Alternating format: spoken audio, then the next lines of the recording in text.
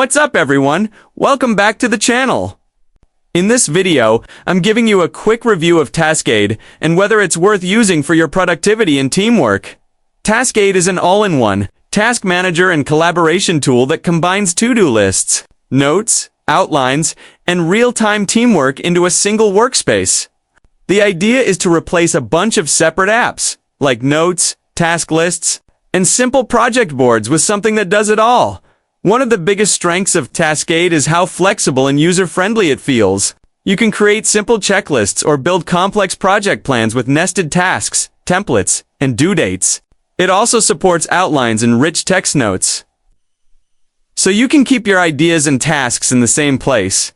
Where Taskade really shines is real-time collaboration. You and your teammates can work together in the same workspace, leave comments, set reminders, and see changes instantly. That makes it a strong choice for remote teams, study groups, and creative projects where you need everyone on the same page. Taskade also comes with lots of templates, everything from daily planners and OKRs to meeting agendas and project trackers, which can save you time setting things up. On the downside, Taskade doesn't have quite as many advanced features as some dedicated project management tools.